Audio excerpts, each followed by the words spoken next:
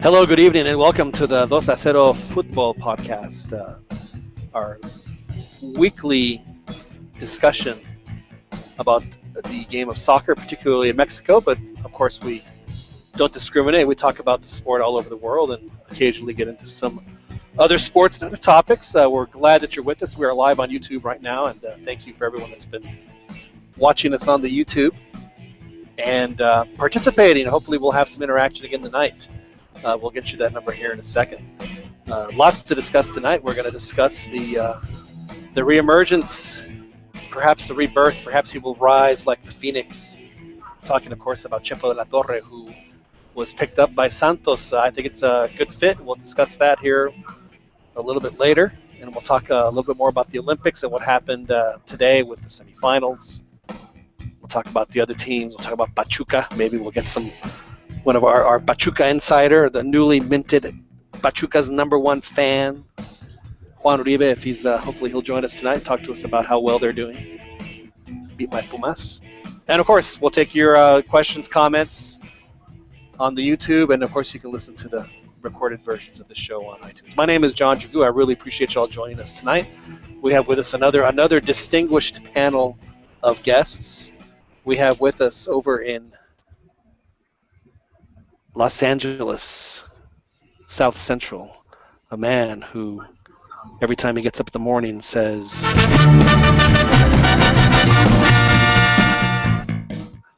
course we're talking about Joel Aceves. Joel, how are you? I'm doing good, John. I'm doing pretty good, yes. When you get a text from somebody, is this what you hear? Is that what you hear when you get a text? That would be good, but I just have the generic one that comes with the telephone. I could send that to you. I think that you can make your own text. You can make your own ringtone. He wants an Almeida one. Yeah. Oh. Oye, el equipo jugó. I can't do my Argentine accent. Anyway, Joel, thank you for joining us. You're pretty happy about Chepo getting another opportunity, I think. I am, John. As I've said it before, I am all for more Mexican coaches in LigaMX. So I'm glad that not only is Chepo back, but he has as an assistant Benjamin Galindo, who personally I think he should be a coach, but I'd rather see him working than not working. Yeah, I mean, there's no reason why a guy like Galindo, who has had success, he's won titles. He obviously, for people that are maybe a little bit younger than me, or see a Galindo and they see one of the best midfielders in Mexico's ever produced. At least, when we're talking about free kicks, I don't think that there have been many that have been as good as he was in his prime in the free kick. So yeah, it would be nice for him. Maybe he can rub off on somebody. Galindo had won a league title with Santos, and then he just didn't find jobs. And I believe he had a brief stint in the U.S. in one of the lower level clubs. I think you might be right, actually. Well, you're right, Joel. It is good to have him back, and hopefully, with Chepo, I'm sure Chepo is going to see success because the reality is that he is a good coach, and he can get his players, playing. And Santos is the kind of team that obviously is going to have talent. Dan talked about last week how because of the fact now that they're not owned by Grupo Modelo, obviously the budgets are a little tighter, so it may be something that they're going to have to be dealing with over the next few years. But Santos, at least since I've been following the league, at least for the past 20 years, have been easily one of Mexico's most consistent teams. They won titles. They always seem to be in the postseason mix. They play well in tournaments, whether it's Libertadores or Conca Champions. So they're certainly one of a team that can. We like to see that. I personally like to see them do well because good teams that do well make other teams better. So we'll talk about that as well. Of course, over in Kyle, Texas, which is just south of Austin, a man who is did you say you were a 3rd-degree black belt in jiu-jitsu? Is that what you said last week? No. Like we don't want to get you mad? I'm eager purple. Purple. What does that mean? It's in the middle. It's like in the middle. Yeah. Yeah, white, blue, purple. White, blue, purple. So what is the is jiu-jitsu open-handed or close-handed? No, it's not. It's just grappling. So submission, breaking arms, or choking people out until they go to sleep. Yeah. Really Wrestling on the floor with pajamas. interesting. True pedophile. That's Yeah, I it's didn't realize it. So it's like a form of judo kind of. yeah. A lot of what happens on judo is when they get on the floor, that's jujitsu pretty much. The takedown is more judo, Yeah. stand-up stuff. Jiu-jitsu is pretty much what happens when you get on the ground, and like the chokes. They do a lot. I saw the Olympics, a lot of good like chokes with a gi called bow and arrow chokes. Right. A lot of them ended that way. Pretty fun. If Chepo and Miguel Herrera had to get into a jiu-jitsu, who do you think would win? And when you spar jiu-jitsu, is it called like a jitsu? Is there a term for it? Like, do you go into the octagon or?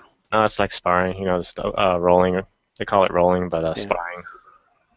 So who do you think? We think Chepo could take Piojo, or would Piojo take him down? His lower center of gravity.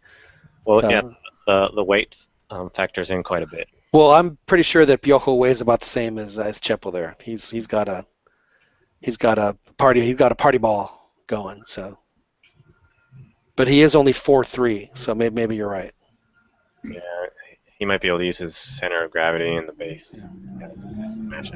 Now, when Piojo played the role of the Oompa Loompas in Charlie and the Chocolate Factory, and he gets a SAG card, does that get him a discount when he tries to get into a jiu-jitsu club? Oompa Loompa. Maybe. Yeah. Probably with his just goofiness, he gets excellent. Well, Albert Chiquis Campa, it's good to have you with us tonight. Thank you again for doing all the technical stuff to set this all up. Yeah, good to be here. Every time I do it, I feel like Jane Fonda 9 to 5 trying to make copies. It's too much for one man to handle.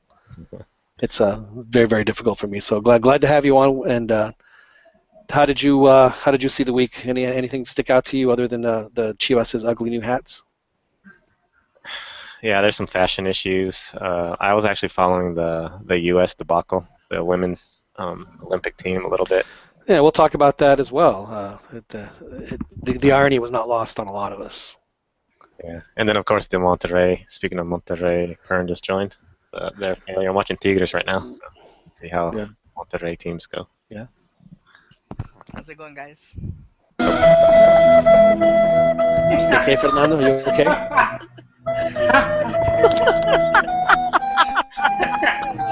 my god. You okay, Fernando? Alright, man. You doing okay? I'm doing alright, man. Fernando Regino joins us from Arizona. For those of you that don't know, Fernando is probably the, he's obviously our foremost authority on all things Monterrey Rayados. And for those of you that don't know, I'm going to go ahead and, spoiler alert, they played a Conca Champions game at home to Árabe Unido. And Joel, where is Árabe Unido from? I believe Panama. Panama. And they have a league where they play in baseball stadiums, if I'm not mistaken, correct? I've never had the pleasure of. And Monterrey has that beautiful new stadium. You saw it tonight. The beautiful, the Tamara is gorgeous, very, very pretty. And the score was 3-2. Got a cosmetic goal at the end. They were never in it. Monterrey gets clobbered and now puts their dream of winning their fourth Conca Champions in an unbelievable amount of jeopardy. Fernando, I'm glad you're with us, but frankly, I'm surprised. I'm hoping that you can fight through the tears and the dry mouth and join us on the show tonight. I'm doing well, man. Thank you for your concern. Well, I'm happy that you were able to join us. If you need to just get stuff off your chest, just let us know. We'll let you have the table, we'll let you have the floor, and you can do what you need to do. You will know for sure. All right, thank you. And of course, last but not least, a gentleman who needs no introduction, but is going to get one anyway.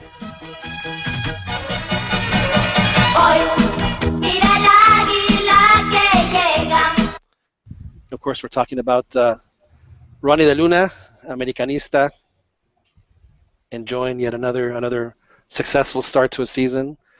Is it nice for you, Ronnie, to have America back to where they belong, which is habitually contending for the title? Yeah, I watched the game over the weekend. A little disappointed that they tied because they did, control, most of the game. But like I said, just a little upset that they should have walked away with the 3 points. But being third place right now, it's not the end of the world.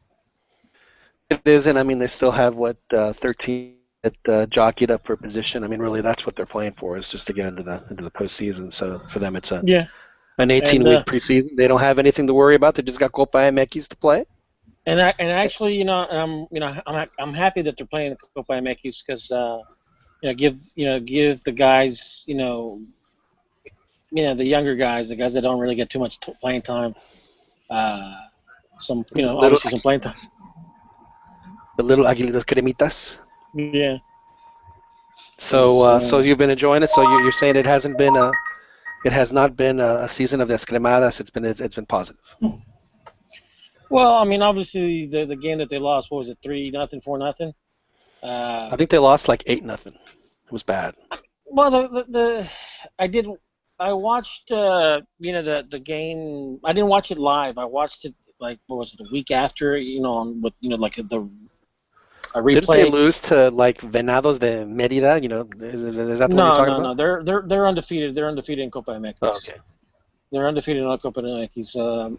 It was a Tigres, but the game. Oh yeah, Tigres when they lost 3-0 to. Yeah, but it was one of those things where like the scoreboard wasn't really reflective of what happened on the field. I mean, yeah, there were a lot of red cards. There were some red cards. So yeah. There were some red cards in the game. This is why I think it'd be great. We need to have next time we have Johnny on, we need to have a penalty shootout to see how many refs y'all can name that have jobbed America over the years. Like you have to ask, who was the ref in 1998 that cost America the Liguilla in the second round because of a dubia, and he'd go, Alberto Peñalosa, and just back and forth until somebody misses. I think y'all could go. Y'all could go for a while. We could all go get a beer, drink it, take a leak, and come back, and y'all would still be playing. I don't think that the refs are out to get America per se. I think that they don't know how to handle the pressure when it comes to officiating a game where there's that much pressure or that much where there's going to be more scrutiny. So you just don't think that they can handle it. What's that? So you just don't think the refs can handle it? That they crumble under the pressure. Obviously, well, if they crumbled under pressure, wouldn't they crumble the other way? Well, like they normally do.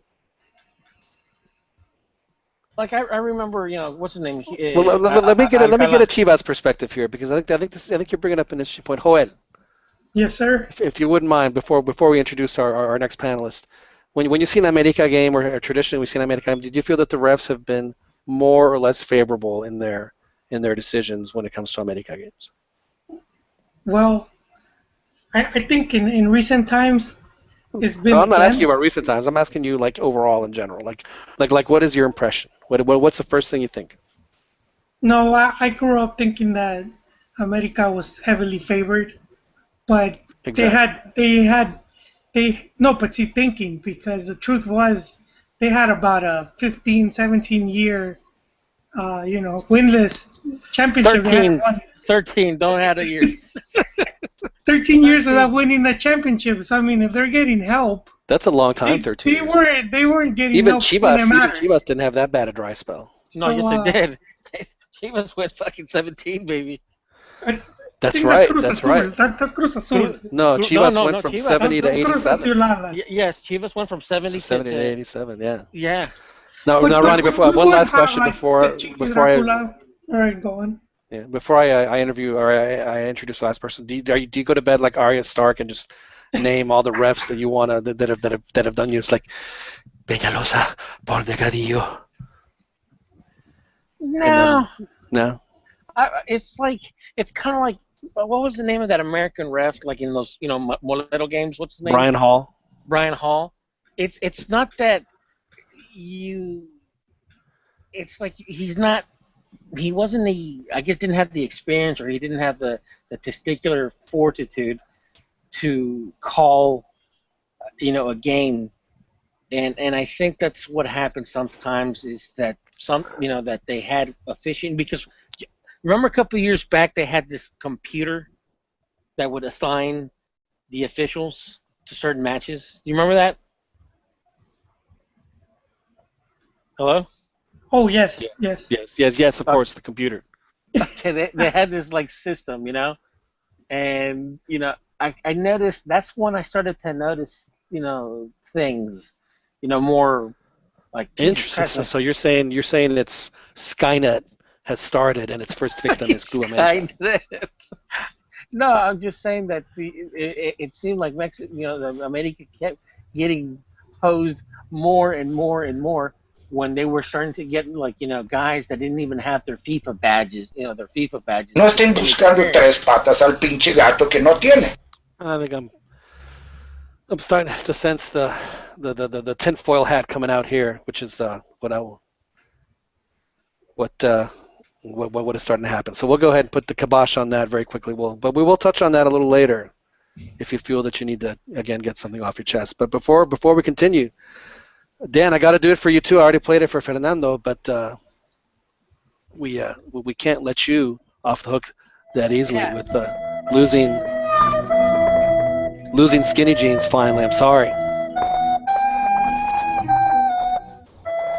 I think this song is more appropriate for Dan because now he got Chepo, man.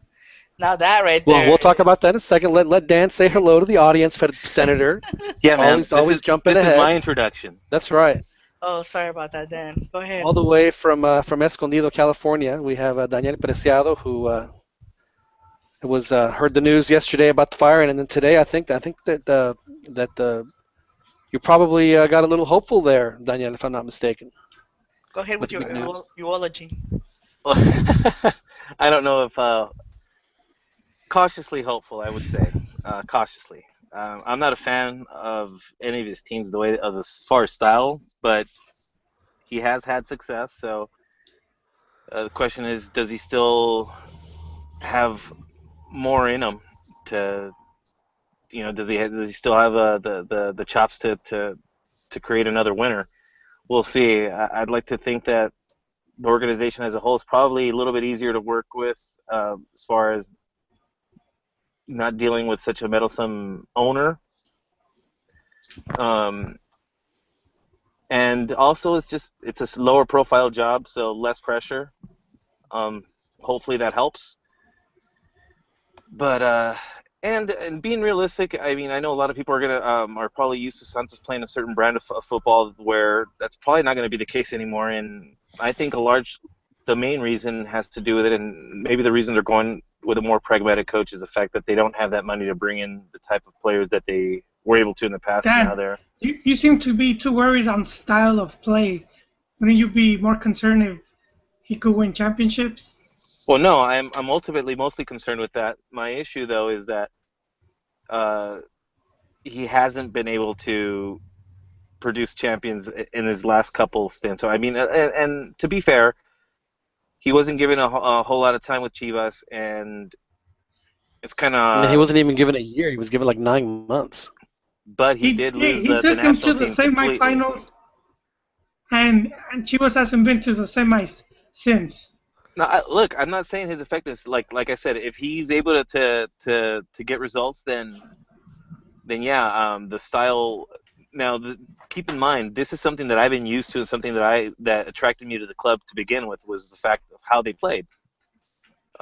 So it's something that if we haven't been around that long, but since we've been decent enough, like for the last I'd say 20 years or so, I think it's something that the team largely has prided itself on playing an attractive brand of football. But I Yeah, understand that's that actually they don't have the same money that they used to, though. Go ahead. I'm sorry. that's actually a point that we made earlier when we first came on. Is that, like you said, in the last 20 years, Santos has been, I'll say one of the three most consistent teams in the league. I mean, they're always playing well. They're always in tournaments. They do well in tournaments. They've just, yeah, they have their occasional spells where they'll lose a coach, or I think they flirted with relegation one because in fact I know they did because Pumas was the Santos Pumas show, which was terrible. Thank God I believe Veracruz it was fell in the apart. early 2000s.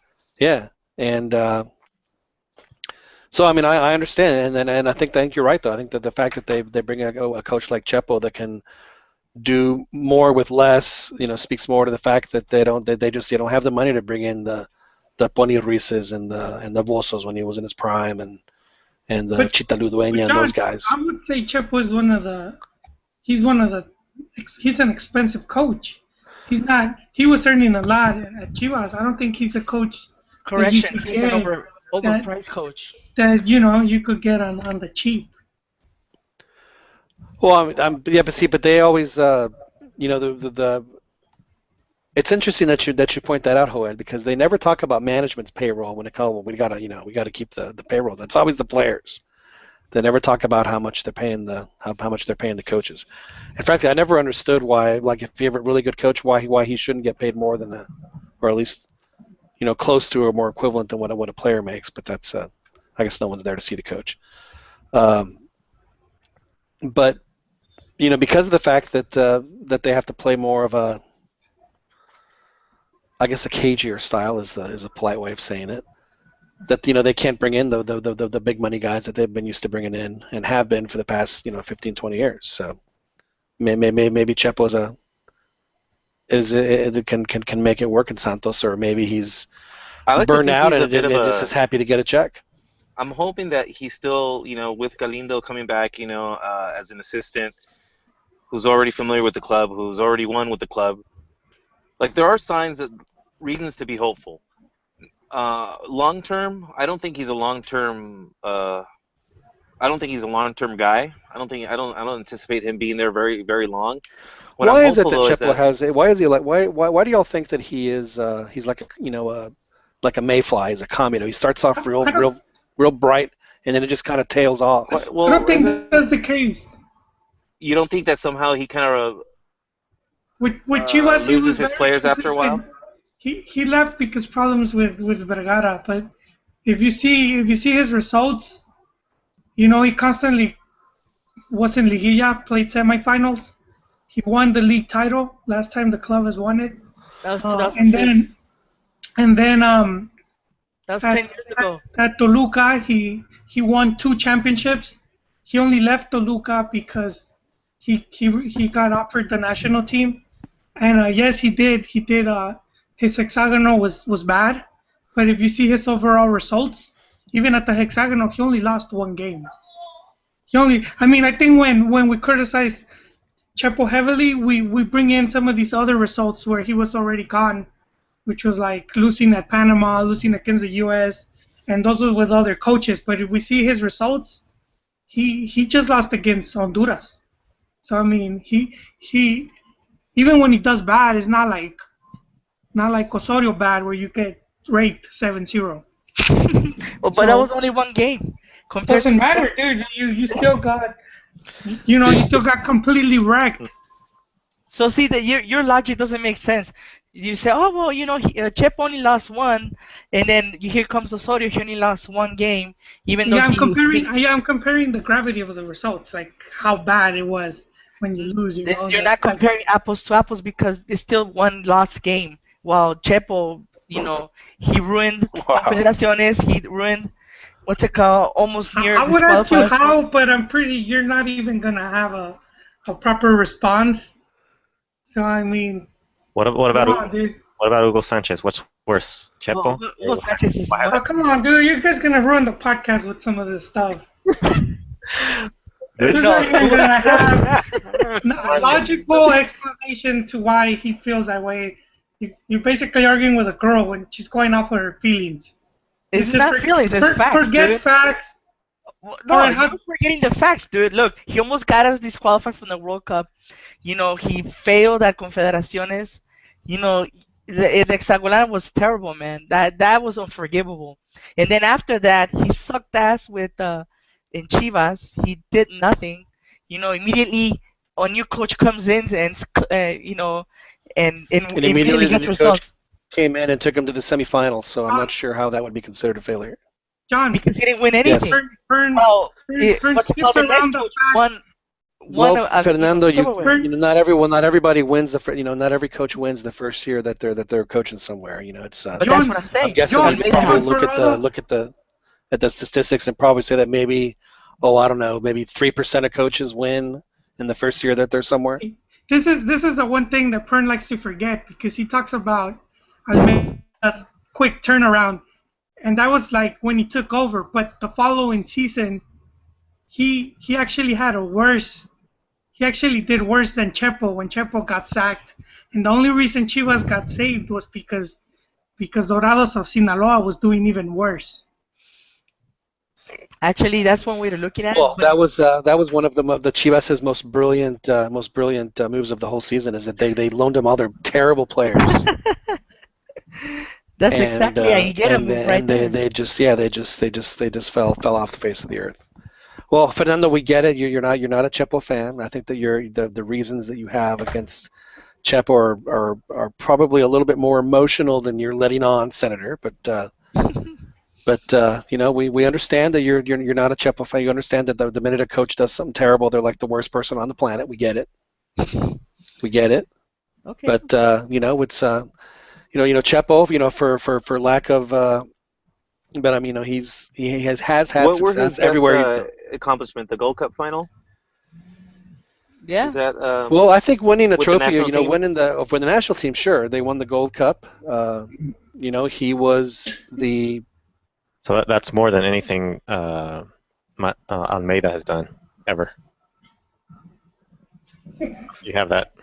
Well, all you gotta And do is wait Chepo for also won the championship for Chivas, which as we know happens every. 10 years. They're like the cicadas. Yeah, exactly. Every 10 years, and he won two with Toluca, one against Santos and one against Cruz Azul in the game that ended Cesar Villaluz's career. He actually mentioned that tongue in cheek at the presser. Oh, about beating Santos? Yeah. Yeah, did that piss you off? No. No. He's a way better option than Subeldia or than Almeida. All these guys that Ern's talking to. This is like ridiculous. Well, based on knowledge of the league and going with someone who's proven, yes, I would agree. But it's not like betting on unknown hasn't paid off for them. I mean, with Caixinha, that no one expected that team to win anything. Now, Caixinha's pants were pretty tight, but they weren't like skinny jeans. Does that mean that to continue the trend that Chepo has to wear jeggings? I have a theory. While he's playing? I have a theory on that like that last straw. Yeah. Did it have something to do with the skinny jeans? Well, no, that was already there. So that's already like taking up a lot of it. But the blouse that he was wearing against Chivas, man, that was a full-on deep V. This is a problem with coaches and these fashion GQ wannabes. They're too worried about their skinny jeans and about their appearance than they are about coaching their own stinking team. It's interesting that you mentioned that. Go ahead, continue with your theory. I'm only kidding though. None of that I don't really think matters that much. I mean, unless they're seriously focused on that, which we're only speculating. But I mean, on a personal silly level, it does kind of bother me seeing some of the players constantly fixing their hair, like putting it to the side constantly to make sure it's right. I think that's the reason why Monterrey lost tonight, because I don't know how many times they would show Antonio Mohamed. He'd be watching the game, and he'd catch his reflection in the mirror, and he'd kind of check himself out. Yeah, and Monterrey that's sort of what I'm getting at, and this sort of also goes to my belief in karma. I never believed in karma. I would hear karma about the Mexico chant, the goalkeeper chant, and all that, and I was like, man, that's BS. That's not for real. And then we'll talk about it later. I guess the U.S. women's team. I'm sort of becoming a believer in karma now. But that's sort of like what you're saying, John, is this guy is looking at his image. Monterrey had plenty of chances early in that game, but they're just playing around. They're underestimating this team. They think they're the big bad Colombians that went to the Centenario, they're all these foreigners in Monterrey. They're just gonna roll by this team, and that ended up not happening at all. In fact, they got a golazo scored on, Yeah. on them right in Homie's face, man. That was like totally awesome. Ricocheted off the goalkeeper's head. That was humiliating. Damn. You see, that's Wow. who was playing anyway? Was it? I didn't see the game. Who was the goalie? I don't It was a believe you, scrub. Fernando. I think that you watched. Can you we watched get the can we get a game in its rule where we don't entirety. bash the pochos too hard, man? Because What? I'm a little soft on the pochos, man. I'm like, it always kind of hurts seeing him fail miserably. Who? What Pocho? At homie. He's Oh, was it El Homie that got that took like he did in the final against Pachuca? Dude, Like I still that have he signed my jersey, man, years ago. Probably He's like trash, 10 years man. ago. Well, that's right. He was in Santos for too. Then that where he got his start. When he was good. He was Mexican back then. Yes. So, Part of the Yeah, see, national there's your team karma even. right there. Albert, the guy has he changes In allegiance, fact, and look what's he's- happened to his career. John, he's another one of the casualties from that infamous Olympic run. Yes, he is. He's And another was it? one of Didn't those he? And he casualties. also he forgot his passport for a thing, and didn't he? And I'm not trying to be funny, but didn't he knock up like a 15-year-old at one point? Yeah, there's some drama with that too. Yeah. Yeah. he's just So a trash player now. That's all speculation. he neither confirmed or denied it, but it was all speculation. Yeah. So it's interesting you mentioned that about karma. I think of karma as one of Newton's laws of physics. To every action there's an equal and opposite reaction. I mean, it's just somewhere it's gonna bite you in the ass. It's So this is why I'm thinking though, John, and this is what makes me optimistic about the Chepo hiring is that maybe he's really motivated. I like to think that because I'm somewhat curious as why he took the job. To be honest with you, they seem like an odd fit, but I'd like to think that in the back, part of him is really highly motivated to just shut people up. But I mean, why wouldn't he? Why wouldn't he be? Well, like I said, the types of players that they currently have, it's not the sexiest of teams. Well, it's okay. You don't have to be sexy to. Sometimes it's really the action, not the. But I mean, he does have a great goalkeeper, and that's something to build on. Obviously, it's not the moves. You really jarred something loose, Tiger. Yeah. So. Wait, they got a pretty good, decent center back pairing. Who's the goalkeeper? Marchesín. Well, not this week. But, he's got to sit the next one out. And then they have Izquierdos and what's his face? Araujo. Right? They have wing Santos backs. has a good team. I agree, but Chepo's gonna ruin it. That's just how he I ruins it. do think I think what happened with him at the Hex, I think it has hurt his image a lot. So Well, I he's think he's gonna have to earn it back. I mean, that's he was doing that at Chivas, and it was unfortunate what happened. The whole power play move by Higuera. What did happen? What was the official report, and then what was the real report, Joel? Well, he started the season pretty bad, but we must take into account he was missing a lot of players due to injury, and I wish Juwan would have been here because he was highly critical of something that you could think kind of hurt the team because they let go a lot of players. So He's a Santos fan now. Or Pachuca fan. Yeah, so some of these players, they said that they weakened the squad, but one of the things they were trying to do, which was Chepo and Nestor, they were trying to That I mean interrupt. Yeah, they were trying to get they were trying to rebuild the squad using a lot of the canteranos, and you're gonna have growing pains when you have players that are still if he very really was new. doing that, then And, he would have let El Chofis play. And then The next instead of being one of the best players.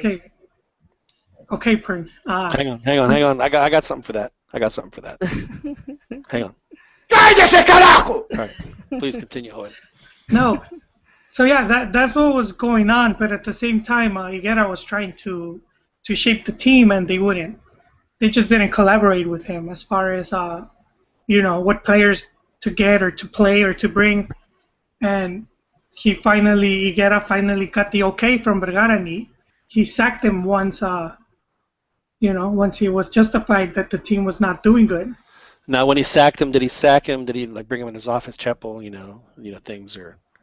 We appreciate what you've done for the club, or did he just have the security guard say, "Oh, you're not coming in today," and No, that's how we found out. What do you no, think? we all saw it was a mess. I mean, I'm not trying to rehash all that stuff, but ultimately it didn't work out the way he thought it was. Uh, if we look at the team now, Chivas, they only play with three canteranos. All of the players have now been coming from the other clubs. So, you kind of have to question, is there no trust in what we have, or has player production gone down? And Well, the worst part is that they don't have that team tapatio like they used to, where they could yeah, exactly. They see what sold they that off. had. Yeah, it's gone. Yeah. Well, Well, wait. I was on the thing because news just came up about Pulido. So some Greek newspapers reporting that he's about to be sold for like 6 million euros, and I don't. The only team I could see desperate enough to pay that is Chivas. I don't think he's worth that much. 6 million to come to back to Mexico. No. They're just reporting that they're gonna sell 18. him for 6 million euros, but they haven't said to who. It was just reported that they're about to transfer him, and they're going after some Brazilian You player. don't think he's worth $6 million? No, Pulido's stock has been dropping. He missed out on the Olympics. He didn't really get to play at the World Cup, and then after that, he's pretty much been inactive for 2 years. He has like 5 games. He's Well, played. he He's played played more than 5 games, but he he scores played the in the better games he half. plays. He played most of the second Dude, half of the season in Greece. when they already had the championship and they're playing like petardo teams, but Still, it's reps. I guarantee you could find a player of equal talent in South America for less money. Like Pulido's not an extraordinary talent. So you're that saying you could say- you're saying that because of the price, the only ones that are dumb enough to pay that are Chivas, I believe. Is that what is that? Yes, pretty Okay. much. They're desperate. They don't have a striker, and this guy's been They insisting do have a on striker, Joel. They do have a striker. a proven They, one, I would they say. just don't want to use him where he's born to play. Oh, he misses too many penalties, John. Well, don't let him take penalties anymore. That's like probably the easiest shot you could take, aside from a tapping, John. Can they try La Chofis playing up front? You know what? Trophies doesn't even start. They gave him the number 10. I get it. I get that. I'm just he's- saying, like, why not give him a I don't know. I just figure. I know it's not commonplace, but it's not unheard of for a team not to go in to line up without a forward. Yeah, not Trophies was just hype.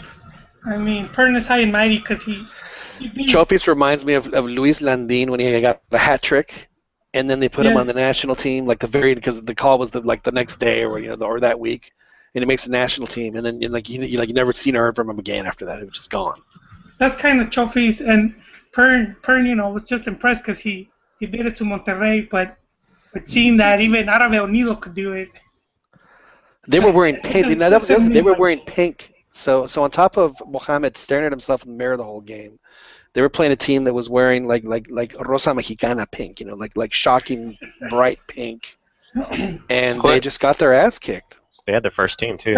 And you know what? I don't. do you wait. not believe that they're just slowly bringing him on to make No. sure he? No, that's our Mexicanness coming out, where we got Well, used no, to. it's not No, Mexicanness. This is what the No, coach no, is it saying. is. No, This no. is what the coach is saying, though. Yes, but we're perfectly- Mexican and we eat that up, dude. We eat it up, and I'll tell you why. I'll tell you what this is, because we're used to nos malacostumbraron that we watch Mexican League and we'll see players debuting at or becoming first team players at age 24, 25. So yeah, to us they're still young, but really good players.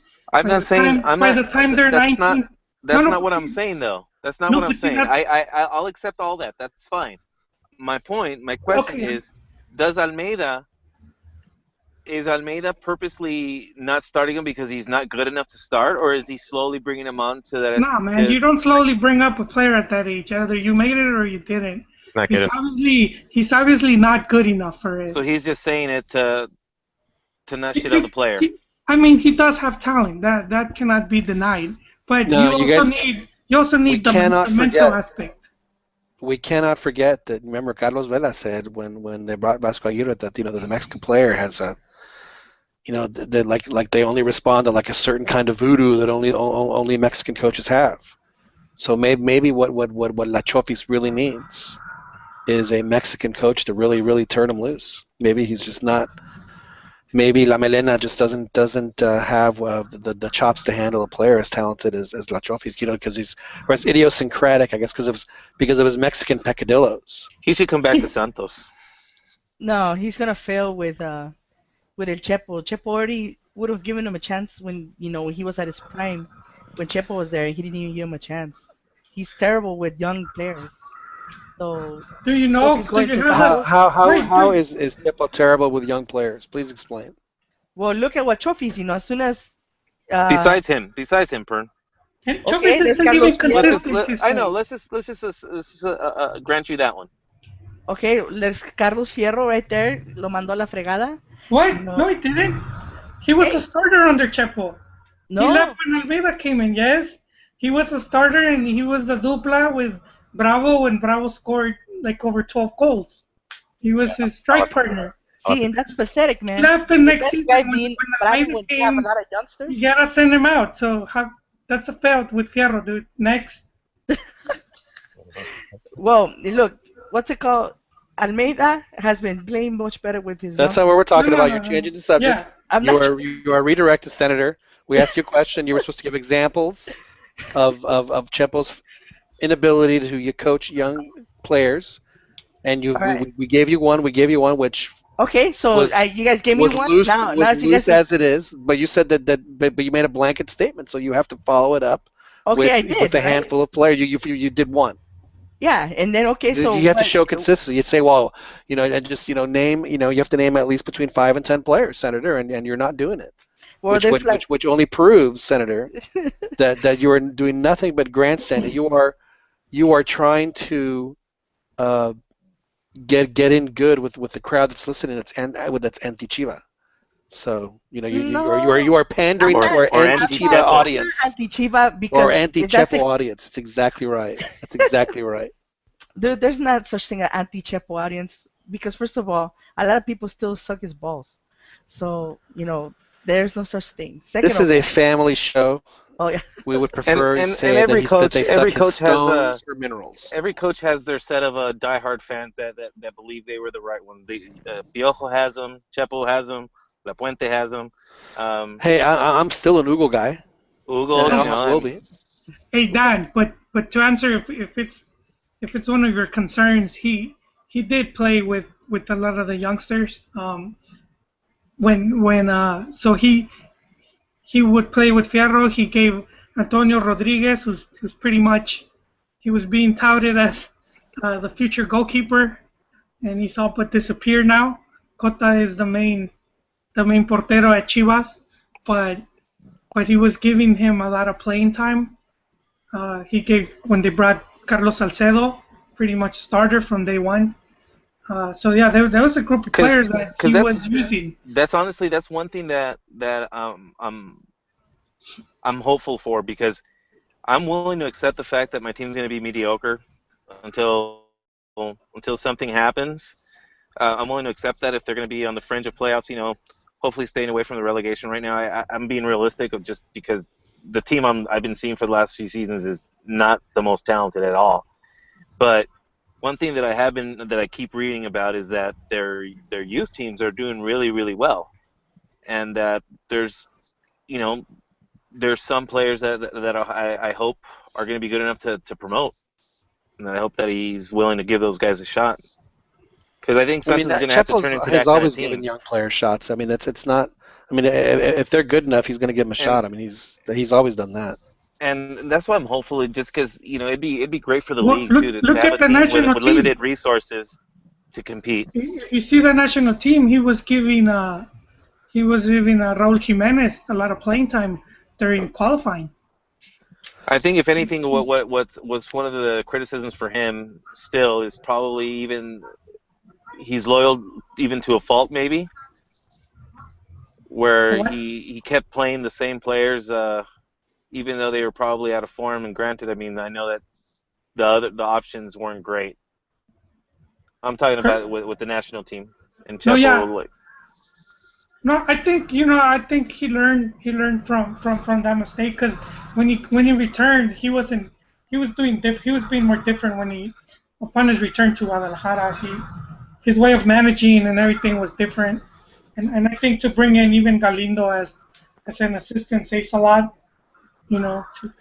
Joel, honestly, if they brought in, is it Real? Is that your guy? If they brought in a Real He's at Toluca. to round off the raw squad, would you change allegiances? No, I wouldn't, but I really But you would like hope, those guys. but you wish them to have success. Yes, extreme. Yeah. Right. Well, I mean, ultimately, it helps, as you were saying earlier, the league becomes stronger. But I do feel there's this mistrust on our own coaches. And if they fail, it's like they're forbidden to fail. We're all gonna fail at one point. Remember with So Ojitos you're Mesa, like man. you're like Varys. You're like Varys. As long as it's good for the realm, we'll Ojitos, allow Chepo to play at Santos. yeah, I don't know if you remember with Ojitos Mesa, because his stint with the national team was worse than what people make out. Yeah, it was pretty Chepo, bad. it was just every, it was Man, goleada tras goleada, yeah, it was a and whipping. It reminded me of '78. It was bad. and he was, at one point because the way he had Toros Neza playing, and then also Toluca, so he was really up there. And after the national team, he was like he was just hated, but And then he did it all again at Pachuca. he's been yeah he's been a very good coach, and You know, he's I doing good in honestly thought Morelia. that when they were having, I forget which time it was, and it was either with Vasco or when they brought in, I guess probably with Vasco was it. I was thinking, man, if why don't they give Ojitos nuts? Because La Puente had he had a miserable time when he was the first time he was coach too, and then the Yes, second time, obviously he learned from his mistakes, and he's like, you know what, I just got to get the best players I've got, and I've got to just put them in a position where we have the best chance of winning, and yeah, they were extremely successful. So I was hoping, man, if everyone says no, maybe bring Ojitos in, man, and maybe he would learn the same lesson. Now, I do want to mention, and that this is an interactive show, and I do have the number for you all to call in. I know that we have many listeners right now. Please call 724-707-3826, and then when prompted, you'll enter a PIN, and that PIN is 13118. Again, that number is 724-707-3826, and the PIN 13118. Now, we were talking about Chepo, talking about Santos, and we're talking about karma. And Albert, I think that you picked up a little on the whole karma thing when Hope Solo tweets a picture of her, looking like she's, going into, a malaria-infested territory, and the crowd yells "Sika" to her the whole time that the U.S. women are playing. They get beat in penalty kicks in the quarterfinals, so they're not even going to medal in the tournament. And then Hope Solo pisses and moans that the other team just didn't show up to play. We couldn't, they didn't play. They were doing nothing. They were cowards. They were bunkering. She was basically complaining Which they were just sitting back and defending the whole time. and yeah, so the U.S. women, the team that is the most important soccer team in the world, lost. They lost their chance to defend their gold medal. One thing to note though is she got nutmegged on one of the goals against France in the group stages. So that was sort of like the beginning. I was like a game in which they bunkered through large parts of that game, probably most of it. Yeah. The U.S. Yes, against France, I watched. That's the one game I actually watched, or at least most of it, and they spent the overwhelming majority of the time sitting back. The goal, you can argue, kind of somewhat kind of came against the run of play. It was a very goal, like the type of goal that the U.S. would score against Mexico in Columbus. They'd sneak in and they'd win 1-0 or something like that toward the end. Nutmeg. Well, it was a basic goalkeeper mistake. She picked it up without putting her knee down and went right between her legs for the goal. And then to me the worst thing that her aside from the whole Zika thing and but her most egregious thing is when she tries to show up the last penalty kicker because she has to go change gloves. What does the goalie need to change gloves for? And then she doesn't even move. I think it's a move. I think it's an NFL move, like when you call a timeout to try to ice the place Bush kicker. League. Oh, it's a Bush League move. Absolute Bush League. Oh, caller. We have a caller. Wow. See, we say the number, they dial the numbers, we hear their voice, and now we will find out who we got. Who has called in for us? Please identify yourself, guys. sir. No, it's you're probably your number one fan. Our number one fan. Just calling. Wow. Well, Tomas, thank you for chiming in.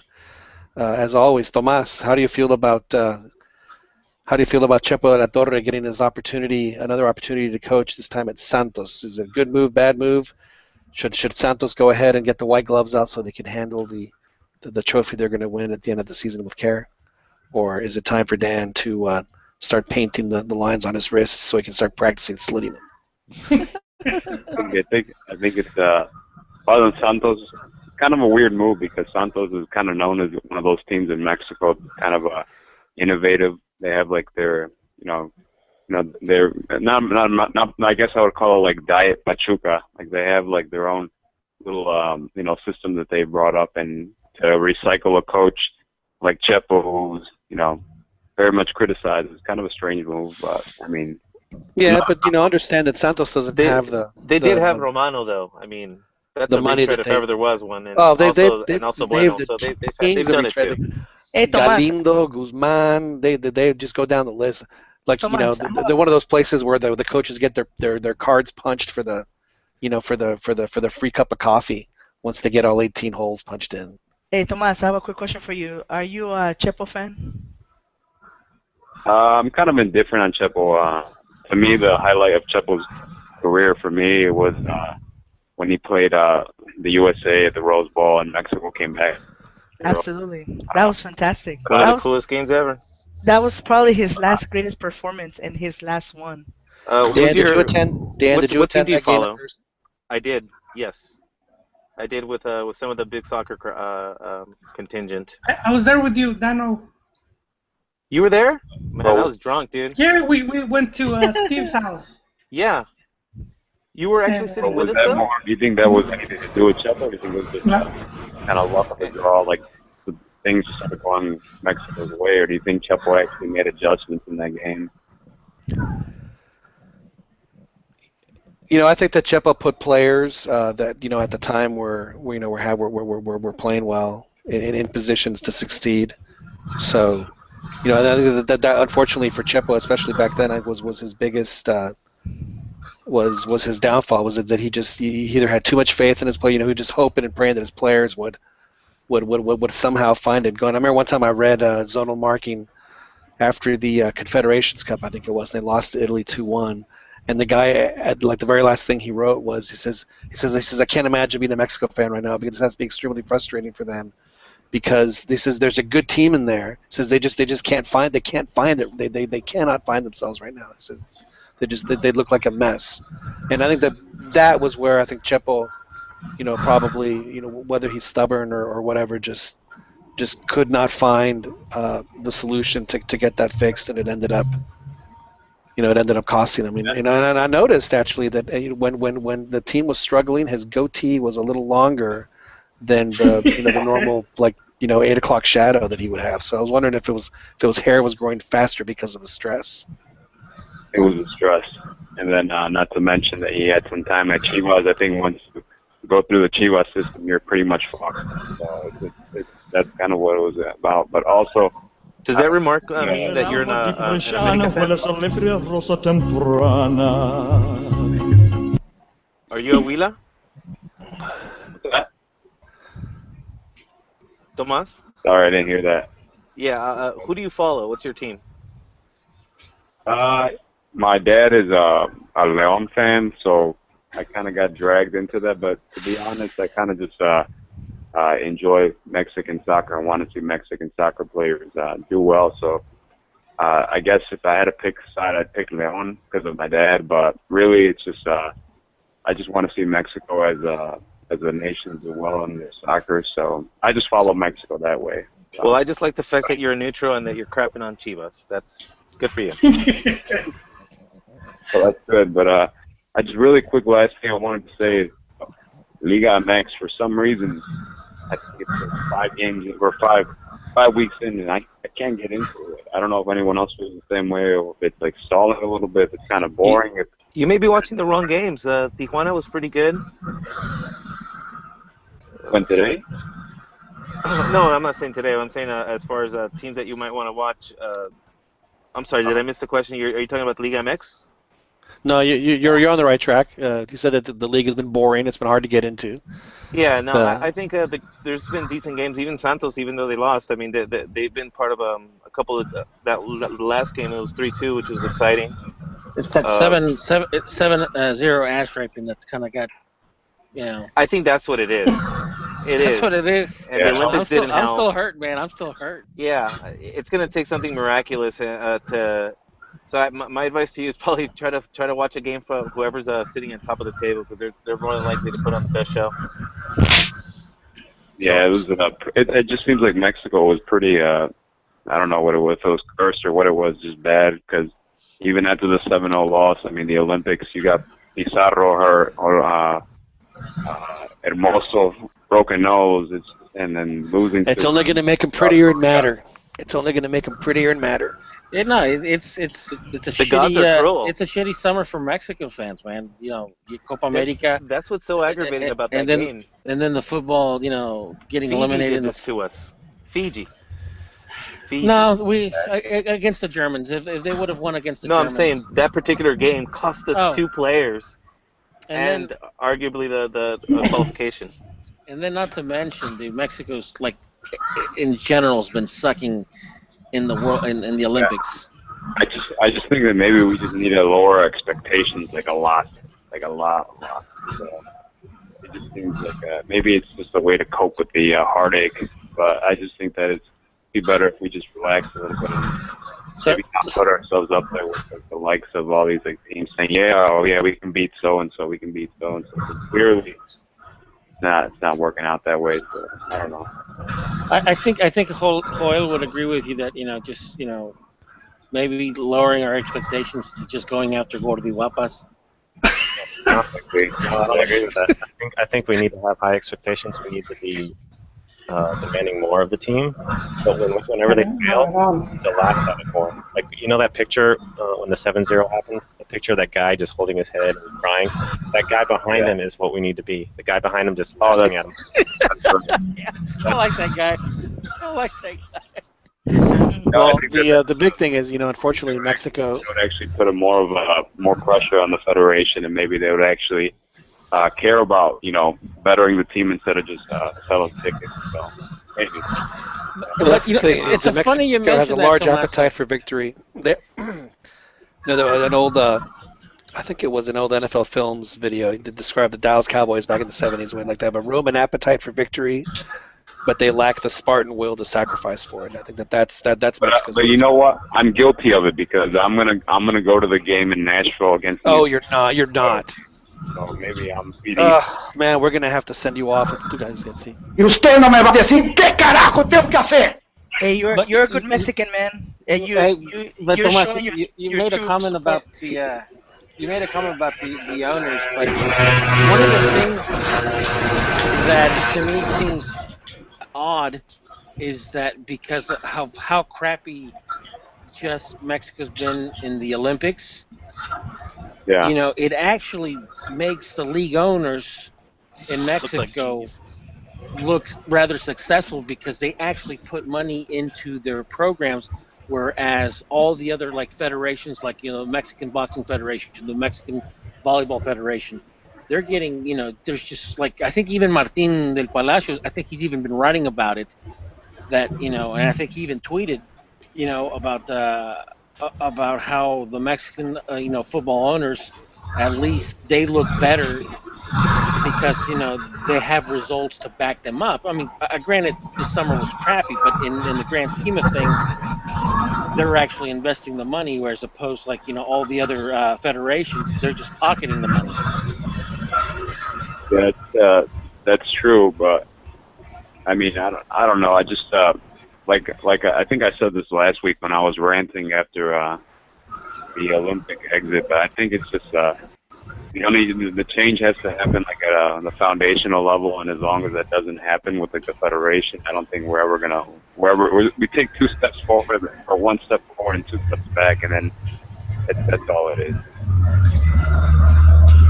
Hey, Tomas, I commend you for being a true Mexican and going to a partido molero. Yeah, It's I'm a culture though. it's a constitutional requirement. My brother, So are you flying to Nashville or are you driving to Nashville? Or do you live in Nashville? I'll be driving there because I'm actually checking out Nashville for a job. So I'll be in town either way. So I'll be driving there. Very good, man. Good man. Are you planning on going best of luck to you. That's all I gotta say. Great show, guys, and keep it up. Have a good one. Thank you, Tomas. Thanks for calling in. It's funny that people gave Mexico all sorts of grief for playing that Molero against New Zealand.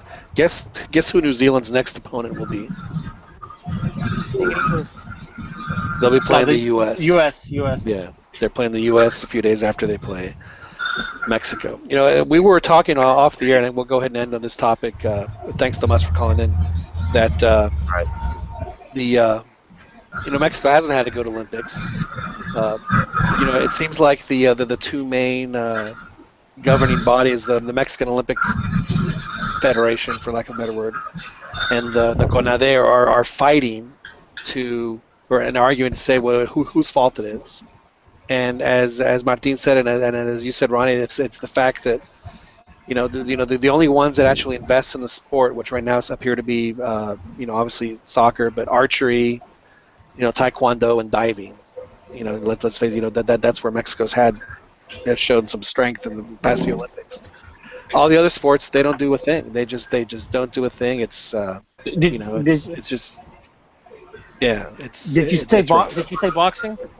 I didn't say boxing because they used to be good at boxing, and professionally they do well at boxing, but at the Olympic level, it's been a disaster for like the past 3 or 4 Olympics. Well, yeah, it's funny because Martin actually wrote about that. I think he wrote about it yesterday. That the guy that's in charge of it, since he came in, he's been in there quarter of a century. Before that, Mexico had like 13 medals, and since he's been on board, there's only been 2 in boxing. And Mexicans are pretty good at boxing. Right. So far, has been in boxing, right? What's that? That's the only medal they've gotten. That sadly has been. And it's funny because that's the one that the guy is trying. Aren't most of those guys though professionals as far as boxing? No, boxing is purely it's usually pretty. It's purely amateur. Well, not that's amateur. That's what I'm saying. I think that's what eliminates a lot of good Mexicans out of it. It's because they're going pro at a very young age. Yeah, but that was happening even. I mean, that happened even when Mexico did well at boxing at the Olympics. So that they're just there's a lot of boxers in Mexico. So there's a lot of talent. Obviously, the really really good ones turn pro, but I mean, there's still plenty of boxers that do all right. So it doesn't surprise me. And I mean, he's probably one of those guys that has a $10,000 a year salary and a black card from American Express. Yeah, I think Mexico could very easily replicate what its level, at least in soccer, throughout most of its other sports, if it decided to. As a country, if the Olympic, whoever runs the Olympics, decides to do it and invest to make it a point to compete like other countries do, then they'll start seeing that. Yeah, I mean, we do see that in certain sports. I mean, like I said, Taekwondo, Mexico's done really well in Taekwondo. They've traditionally been a very strong team in diving because I remember as a kid, Carlos Girona was a terrific diver, was going to win the gold medal in the 10-meter platform in Russia. The Russian diver, belly flops practically off the 10-meter, and then complains that the sun was in his eyes or something, and they let him redive. And he ends up losing the gold medal because the hometown boy got an extra dive for no reason other than the fact that he was Russian and it was in Russia. So they're successful though, but they're becoming successful through their own means. It's not through something pushing for it and helping it. Yeah. Well, what I'm saying is that there's an investment in those sports, and that's probably the only sports that they're outside of soccer, of course. And so yeah, what a shock! They actually show levels of success in those sports. If they showed the same level of investment in in fencing or in canoeing or whatever it is, and I'm sure Mexico you see Mexico start getting results in that. So yeah, Dan, you're absolutely right. You're absolutely right. 100% right. One thing Dan, if you have a gold star, go ahead and put it on your forehead. You deserve a gold star for that comment, Dan. Appreciate that. One thing I noticed in Olympics though is that you can change your country so easily. I saw like volleyball players from Brazil and like for Senegal, like the federation or whatever it's called, go to another country. Or Spain. Some Cuban ran for Spain. All kinds of like cap one game and you can't change teams anymore. I am still following my Olympic dream of fielding and competing with curling. I think me and my barrenderos, I think would kick much ass. We would kick much ass. And then the movie, of course, the movie version of this, when the barrenderos show up, they're going to show up with their broom that's made of twigs, like the guys use in the streets, and when they're sweeping the streets in Mexico City. It's funny you mentioned curling. John, you and I should go to the next Winter Olympics and cover it. Yes, Soccer Chronicle. Absolutely. I would love to. We go all the way to South Korea. I don't know the rules, but man, I really like watching it. It's funny you mentioned curling because I remember, this is years ago. This is back when Fox Sports World had just begun, and they used to show like obscure sports, and I remember watching curling for the first time, and I just wondered what the fuck is this. And then I also remember watching it was some game in Europe where people would roll like an iron ball. Imagine just like an iron ball, and they would roll it on the streets, like on the roads, from town to town. Oh, I have seen that. Yeah. And I was like, what the fuck, But yeah, it's one of those. That is. I was thinking maybe chasing the dream and doing curling or throwing that iron ball, from town to town. So rolling the iron ball from Philadelphia down to Wilmington. No, I'd have to go to Europe for this. On the New Jersey Turnpike and the Delaware Turnpike. Well, yeah, no. That's not true. Nah, I keep away from the turnpikes because you can't turn left, fuckers. That's true. You have to use the jug handle. Imagine having to roll that thing in the jug handle, wait for the traffic to go by. Like, do all this extra work.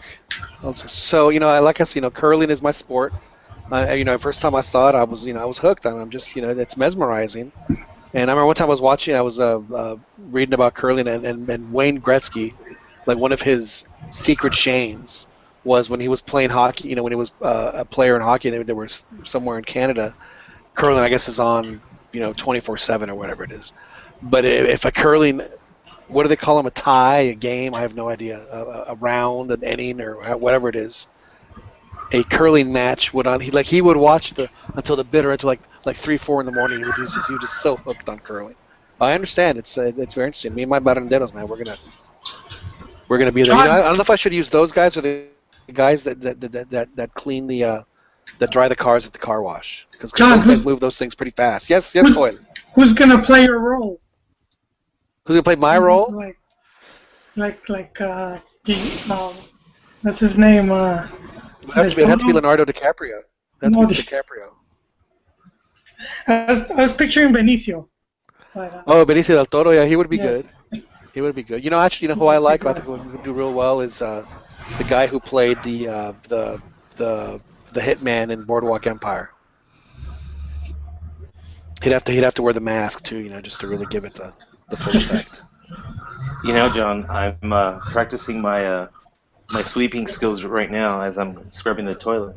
Well, there you go. See that opens a whole new industry of possible recruits. Thank you, Daniel. I forgot about that. I'm telling you, it would be lights out. It would be lights out. And and you think about the guys that like the albañiles. They're so skilled with how they place the bricks and the tiles, and those guys could throw the stone. Just perfect. I'm telling you, it would be. Check this out, John. You tell me how good is this form? Okay, I'm not sure if you can hear it. Wow! Listen to that. That is amazing. I'm not gonna lie, Dan. I am a little aroused right now There you go. with how well you were able to do that. How I could abuse myself? Yeah, I mean, is. Particles of poop flying in the air. This is. No, yeah. this is the second go around. I'm just trying to get rid of the ring. Oh, Do yeah. you still want to show me your cucumber? I see. What happened there, gentlemen, Dan? Was there some chorro chiflador? What? What was going on with the See, I call that green an scrubbing? Was it, escopetazo. Oh Was no, it- this is just routine routine cleaning here right here. We're just trying to we like to keep a clean home. That's all. Seems like that's an accident. Hey, No, that would I take care of those right away as they happen. do you clean the front sidewalk with water and a broom, No, Mexican style? no, I don't. And no, and I live on a busy. That is I such live a on a weird busy habit. street, so it doesn't. No, it's a waste of water. And actually, I think right here you get fined for doing that. Man, the last time I was in Mexico City. The first night I was there, I stayed at I had like points. And I just picked points from my credit card and stayed at some hotel that I had no idea what it was. It ended up being all right, but it was right downtown. Like 2 blocks from the Zocalo. So in the morning I got up, and that's what people were doing outside their shops. They were cleaning the sidewalk with the hose and the Keeps the dust. and my broom. It keeps the dust. It's actually pretty good. Yeah, but the best part about the day though was I was walking toward the Zocalo, and there's a pan dulce place right. Oh man, and I know they have pan dulce here in Texas, but it just ain't the same. I mean, it is Absolutely, man. nowhere near the same. So yeah, it was pretty good. So I guess we'll wrap it up with a couple last topics. We have to talk about what happened with Monterrey tonight, Fernando. 3-1 to Árabe Unido. Losing in Conca Champions. It's one thing to lose in Conca Champions on the road. I mean, those are those are at least palatable. But to lose at home, Mexican disgrace. yeah. I mean, this is worse than losing. I mean, at least MLS teams, have salaries and resources. I mean, Árabe Unido. I mean, a couple of guys when they would come off because they don't have enough shirts, they actually had to treat like change shirts and give the guy the shirt because they just don't have enough uniforms to go around, and they lose. I know, they're like 3-1. Were they sharing cleats too? Yeah, a couple of guys actually had to play barefoot. They're playing descalzo. It was. If I were Monterrey, they fan, lost I to a would- team of microbuseros and pescadores and shit. Panaderos without Yeah. the Is that the first time that teams have lost to Panama? Panama has a really good Not team. at home, dude. You Not mean- at home. you It's mean one it's thing to not lose the- on the road. It's not the first time Monterrey has choked against weak opposition. They were like the first Mexican team to fail to qualify to Libertadores playing against the Venezuelan teams. That's true. That is true. Monterrey has been they've been a what is it called? Sora in the Mexican league. There's no question that Monterrey right now is a black stain. Yeah, You know there you go. what Dan was doing earlier. He was cleaning off. He was cleaning off with Monterrey left behind. Hey, Tigres is playing right now on the road in wherever, but they're tied 1-1. They're Costa Rica. Yeah, it is a very bravo game. I mean, it's very competitive. Both teams are playing really well. The Costa Rican side had a couple of posts in the first half. One would have been just an absolute thrilling, just a really great goal, but they were unlucky. And then Jurgen Damm, who's playing pretty well, set up a guy. It's been very entertaining, not obviously as entertaining as the 2-0 football podcast. It just happens to be on. So yeah. So how much patience does Turco get Yeah, exactly. with one of the most expensive squads, if not the most expensive? I think Joel, I read it was the most expensive squad in LigaMX history. Yeah, and to be bringing in those embarrassments. I mean, what are they paying for? Playing in a brand new stadium with with that it's sold out. I mean, if I were a season ticket holder, I would write the people of FEMSA a strongly worded letter showing my displeasure on how the direction the team is going right now, because they haven't started off very well at all, You know and they what's have the worst? all these players. The worst is Turco doesn't care, man. He It's just true. Well, feeding he's so busy tomorrow. watching himself on the sideline. Joel, I'm surprised he had time to watch the game. He's like That's he's like Vanity Smurf. you know that's not to say he's not a good coach. He's proven, but I think at Monterrey he tends to slack off, and that could cost him his spot. You know, he has a very comfortable lifestyle at Monterrey, and I think he's just there for the check. I think that he knows that, hey, they're not gonna they're not gonna pressure me. I'm in this. Whatever I do in this town, people love me. If I win a title, they just absolutely adore me. And I think you're right. I think that it's time. What who needs to come to Monterrey? I think they either need to hire Hugo or Chepo. I think that's those are the options for Monterrey. Or or how about Juan Carlos Osorio when, I'm not saying if he gets fired, when he gets fired, he can reemerge, because then he can do the rotación with all that talent.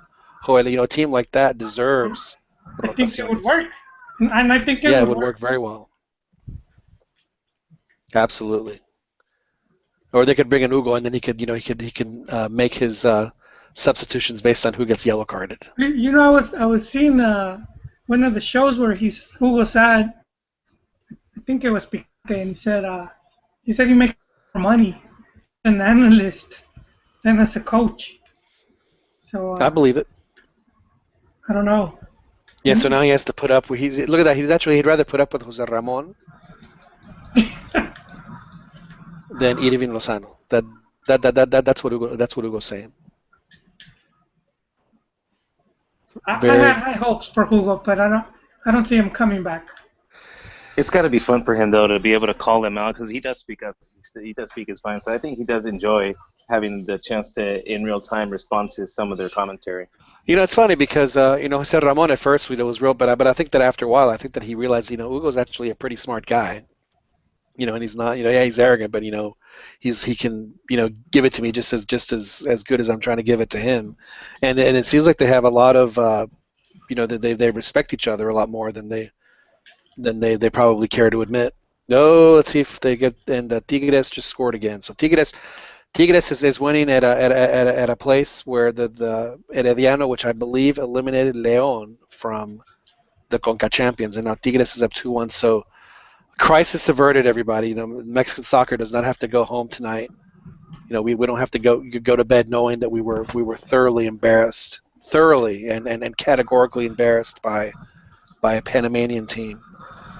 And at home in Monterrey, it looks like of all teams, thank goodness, Tigres, Monterrey's real team, has come through. John, I think Panama has really, to them, it's a big rivalry playing Mexico. Absolutely. I mean, I think Panama thinks that they're better than Mexico, at least at the national team level. Well, yeah, but I do see that whole rivalry aspect. We might not see it to the extent they do, but I think to them, just anything Mexican, they're gonna go 110, which is a good thing. I'll say, just overall better competition. Yeah, I mean that's why I've always been a big fan of Conca Champions, Joel, is because of that. Well, one, because I think that it'll teach Mexican teams that, hey, you know what, these guys, they do have some talent, and we can't continue to underestimate them and think that we're going to walk into a stadium and beat them 2-0 automatically because we're wearing a green shirt. So I think that helps. And you're right. I mean, it increases competition. I mean, look at how well, Panama's a classic example of that. Their teams came in and they saw, the club team saw, hey, we can measure up against these guys very well, and I think that we see that reflected on the national team. It was just, fortunately for Mexico, things didn't work out for them for the last World Cup. And I mean, I can certainly see them making qualifying, especially knowing that Honduras and Costa Rica aren't going to be as strong. Panama certainly has a very nice opportunity to qualify for the next World Cup, and I think that they would, as long as they don't play like, play like Honduras played today. I gotta tell you, when I see a team like that just lie down and lose 6-0 the way they did, I have to think that somebody made some calls because Honduras is not 6 goals worse than that result. There's no way. And the worst part about it for me was at the end of the game, instead of hiding their face in shame and running to the locker room and hoping they don't get pelted by tomatoes, they're standing and they're on the field taking selfies with Neymar. I'm not kidding. That's why they lost. Well, I think they lost for more dubious reasons. If they're going to idolize somebody like that and instead of consider them an opponent.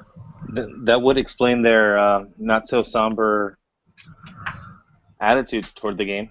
Exactly.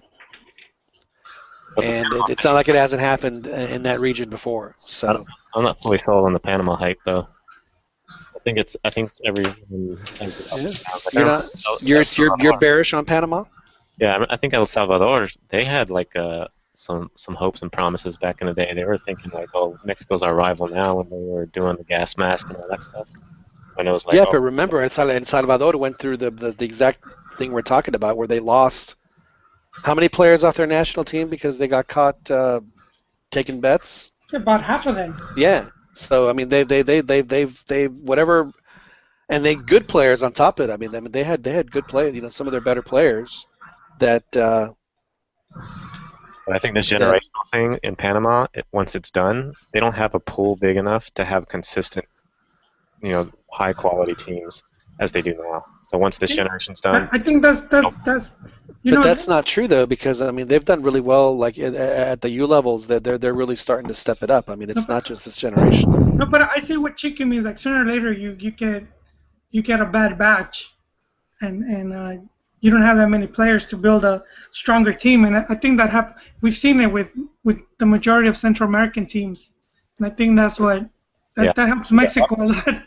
That's why Mexico, even a lot of times when we play bad, we still end up qualifying because some of these teams are just not as competitive to take advantage. But Panama has been, I mean, I like I said, I mean, the Panama, I mean, you see, they play with a lot more confidence than the other South American teams do. I mean, or Central America, they just play differently than the way Honduras plays or the way that El Salvador plays. No, they just. You do, but you're bound to get a generation where you just don't have players that, look at Costa Rica a while back. I have to agree with not the past World Cup, but the one before. I have to agree with Chiquis and Joel on this because Panama, although they've had some success the past couple of years, there's going to be a point. Because their league is not going to produce that many players, and it's not like they have a lot of players overseas. So where they're going to get these players from? I mean, hell, Mexico even has a hard time going through that transition. I'm not trying to stir up, Fernando, but one of the things that kind of held back Hugo's stint as a coach was, he was at the beginning of a transitional phase.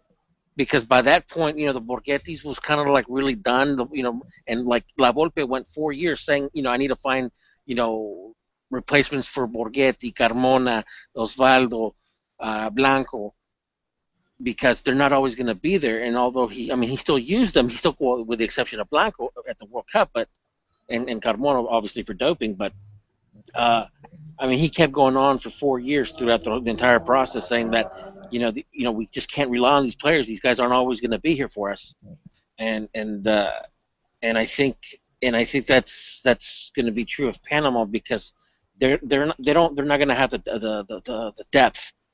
I mean, hell, Mexico has problems, and not that I'm saying that Mexico produces. Well, I mean, let's temper our expectation. I mean, we're not, no one's saying Panama's going to win the World Cup. No. But what I am saying is that I think that they have, with what they've shown over the past, I don't know, 5-6 years, I think that that their league has gotten better. I think that the players have gotten better. I think more so than what we've seen out of El Salvador or Honduras. I think that they have the chance to consistently once they get to tasting, they have a chance to consistently qualify. Now it could be that like you guys said, that it's just a one thing and done, and they go back to the wilderness for 10 They years, and actually had that a could very well happen.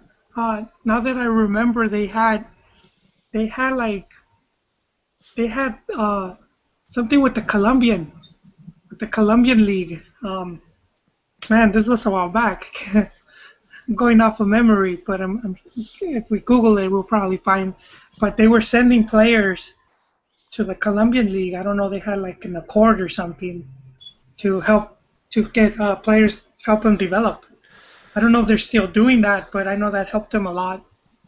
I wonder if there's another league that would consider doing that. Joel, what do you think? It would, Well, it it's like would, I don't think it would be the same as like you're going to to a better league with Mexico. It's like I, I don't think it's gonna work that way. I think they would just sign the players and then sell them back.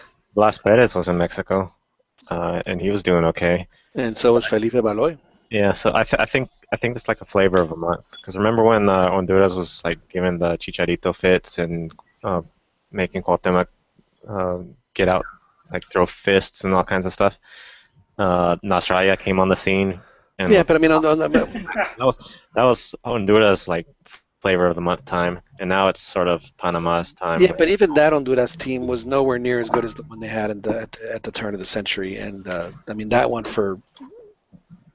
if you want to talk about World Cups that shouldn't have happened, the one in 2002 was much more of a grotesque amount of luck that Mexico had, because Honduras lost at home to Trinidad when they had all they had to do was tie and they would have qualified for the World Cup, and they lost at home. Yeah, I remember they were saying that they sold out to Mexico. Yeah. They sold Didn't they out. hit like the goalpost like 6-7 times, dude?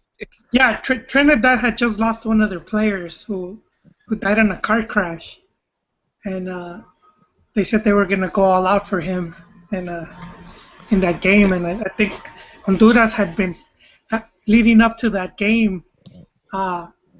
They already saw themselves qualified. I remember. I don't know if you guys remember this. It was posted on Big Soccer. There was this painting of a bus, and the Honduras team was on it. And it said something like "Get on the bus for the World Cup" or something like that. It's a drawing. I don't know if you. Yeah, because I mean that was when the Pantera was at Serie A, and he was just killing it. He's such a great player. No, I do feel Panama's here to stay, as far as like they're gonna be regularly competing at Gold Cup and qualifying to hexagonal. But I still feel that their lack of depth we're gonna see a few tournaments where they're not as strong. But I think overall they're gonna be more consistent than like Guatemala and El Salvador have. Yeah, that's I guess the point I was trying to make is that as far as Central American teams, I think that Costa Rica has reached the level where they're just consistent. Have always been a very consistent team, and a couple of World Cups back, Costa Rica was like in second place in the Hex, I believe, and they were like on the top of their game. And then they fell apart. And then they came down. Yeah, I mean, it happens. But what I'm saying, but sometimes Honduras doesn't even qualify for the Hex. El Salvador qualifies for the Hex like once every, 2 or 3 times. Panama is going to be a team that's going to constantly know they have to take the next step, which is to make the World Cup, and that's, I do think that's going to happen for them this time. I am scared of them. Like based on that last World Cup or Gold Cup, they were scary. Their game against Mexico, that was intense. Yeah, they have a body type that gives Mexico fits, and it's they play a very tough game. And sometimes Mexico just they don't respond well to that. It's not that they scare me. In fact, they don't scare me. It's that and I'm gonna try to make a reference to Hope Solo's comment regarding this. Or like if you read the whole text of what Hope Solo said, I mean obviously the thing that stands out the most is the word cowards. One of the things that happened, and it got taken out of context. And honestly, there's many things that you can criticize Hope Solo for. I don't really give a shit about her personal life, but one of the things is I personally don't care about what she said. In fact, for some reason, I actually like when athletes speak their minds rather than give cliched responses. They're not diplomats.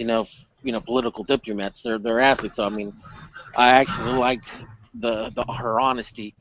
But what I'm trying to get to is that Panama and a lot of the teams that played Mexico, especially under the Chepo era, was that we just couldn't break their goddamn bunkers, and they knew how to exploit us because yeah, we can't you can't we could cry about it and say, oh Jesus Christ, they don't want to play, they don't want to open up, they're playing anti-football, and yes, it's true, I agree with that. I fucking hate anti-football, I hate that bunker shit, but you can't cry about it. And I think that Panama, I don't I'm still thinking that they're going to be a flavor, they're their flavor of the month. Granted, it's been 2 months, So but you see that you think they're going to be more like a Trinidad and Tobago, where they'll have one go round and then boom, we'll see them anymore. uh, mm, perhaps, Yeah. because I don't see really them taking it to Costa Rica. I think they're there to stay because they can show. Even Costa Rica, though, against Mexico tends to bunker, but they do have a tendency of playing forward and attacking, with other teams. I don't know. Maybe it's just historical. They know that it's like, hey, well, let's just let the Mexican team advance all their lines and we'll beat them, with a pass over their backs and stuff. But I don't see a Panama playing toe to toe with many teams, that are better quality. Well, I mean, they're limited. But they're very good defensively, and they have a formula that unfortunately for fans of Mexico, we've seen countless times work against Mexico and work well against Mexico, and then they play it extremely well, and it's that's when you look for players like Tecatito, guys that actually can dribble the ball to because either you take the long shot or you got to get a guy that can get by three or four guys, and if you have that combination, then that's how you beat those teams. But to try and walk it in and then and do, I don't understand why you try to do centers, to a guy who's 5'6", going up against two defenders that are 6'4". I mean, it makes no sense. There was a goal a long time ago when Los Perez did like a chilena against Mexico. Right. That's the game I saw at Rita's. Yeah, the first goal Mexico scored, I think Ramoncito gave the pass or actually scored the goal. Right. That was the way to bunker. That was the way to beat the bunker. Is these cuts, the ball passes, and to penetrate into the line and then give a cross, not a long cross, but like a cross inside the box to the center. Yeah, as Tomas Boy said, I think in one of the Gold Cups when he was announcing before he got a little too inebriated. Anyway, he would say that the diagonal runs is how you beat this defense. You have to make it run diagonally. And he says, I can't for the life of me understand why people don't understand that. And sure enough, like the 2 or 3 times that Mexico does a diagonal run, they have an incredible amount of success. They either come really close to scoring or they score. And he's like, I told you Ramirez was good at that. And you guys remember Ramon Ramirez? He would. Oh yeah. He would get to the edge of the box instead of centering. He would cut in and just create havoc. One thing I disagree with Ronnie though is the Hope Solo comment. You can be honest in your interviews and everything, but I don't like when you show that you're rustled. And she was upset. She was emotional. I don't like when a player speaks from emotion, and that's what happens when Chucky gets all mad and starts assaulting players, or Rafa goes crazy. That's when you let your emotions get the best of you, and that's what she did when she said coward. She could have said, well, we couldn't beat their bunker, and they just stayed back because they know we're a superior team. Speak professional, speak normal. Don't say coward and stuff just because you're But they are cowards. I mean, that is a fucking pussy play of playing. Yeah. Not saying that it's not valid. Well, she was fuming. You could tell even when she lost. She had her head held up high. I was like, I lost, but you guys, I'm better than you guys. You guys had the bunker and all that stuff. So you could tell she was just upset and wrestling. And that I don't like Here endeth the lesson. praise. But yeah, because then you get people all like either kicking a Panama player or Chucky. Are you just hitting on Hope Solo because she's a husband beater? Convicted husband. Is that why? She couldn't beat up her husband. She beat up some other dude, like some other wimp. She beat up her cousin. Yeah, her husband. She beat up her deadbeat cousin that owed her $20. Where's my $20? Wasn't she on the Fappening? Didn't she beat her nephew as well? Yeah, I think so. I think I saw pictures of her in the Fappening. I don't know what that. Yeah, I heard that those pictures were not anything that you would want to see again. But I don't know. I did not see that. I did not see that. Well, gentlemen, I think that we can go ahead and wrap it up. I think that we've covered a lot of ground. We had a call. Oh, we do have some comments though. We have I guess a question for me. It says, why do I think that Neymar doesn't? ¿Por qué Neymar no sirve? I think Neymar is decent. And then same Richard Flores, thank you for listening, Richard, says, ándale, Joelcito, no seas huevón. And he also said, he said, Hope is a man beater, pinche vieja, pega hombres. She's a pega hombres. Pero por su bien. Hope el pega hombres solo. Hope el pega hombres solo. That's a catchy. You know what she needs. You know who she needs to get in line to so he'd really start taking off is La Chofis. Maybe instead of sending La Chofis to Colombia, maybe they should send La Chofis up to Portland to spend a weekend with Hope Solo so she can straighten him out. It's funny because they complain of bunkering, but the U.S. The men's national team does exactly that. That's all they've done since 1990. But you know what? I was actually happy that they lost, not because it's hating, but what really pissed me off about the U.S. women is that they were being opportunistic after winning the World Cup, and then obviously with the whole collective bargaining agreement, basically talking shit about the men's program.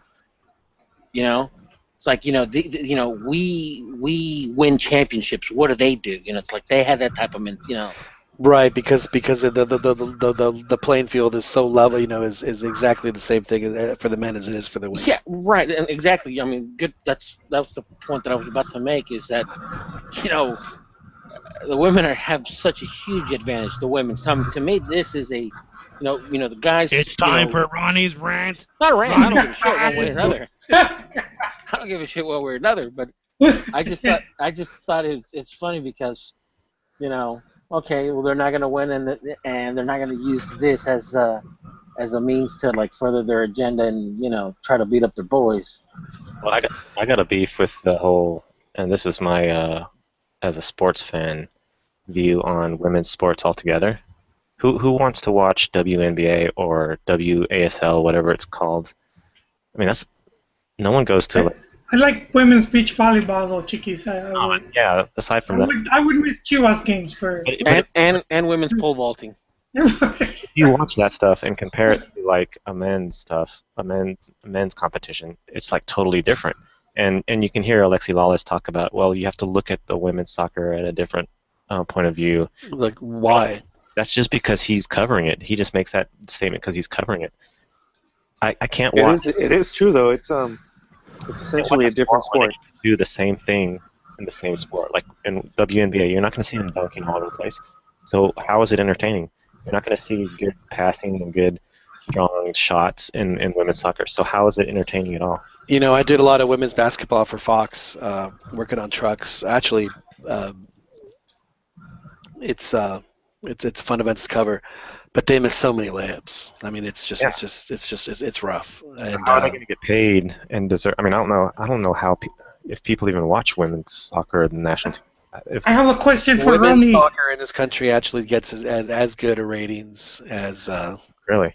Well, very close to the same rating, and the women's national team does. I mean, as far as ratings, they do very well. I mean, you have to remember that like their final against Japan was the most watched soccer game in this country ever. Wait, quick question for Ronaldo. Wait, hang on a second. Now, is So it, long as they're winning, John. So long as they're winning. exactly. That's exactly the moment they the become point. mediocre, it's all done. Yeah, no one will care. All right, go ahead and ask your question, Joel. I said, Ronaldo, would you watch men's pole vaulting if they change the rules? It's a trap. You're knocking down the pole. Like the Japanese guy. Aren't you supposed to go over the pole from your backside, though? But that's why you need to reinvent the sport. It'll be like the ping pong. Oh, no, that's a high jump. A high jump. High jump. I posted it on the Twitter feed, on our private Twitter feed, the article from the New Zealand Herald, where they was talking about like if there was, because he was saying that the Japanese dude was betrayed by his penis. He said it was like, you know, it was almost on epic proportions of Brutus's betrayal to Julius Caesar. You know, his penis would be would come second to that sort of betrayal. That's hilarious.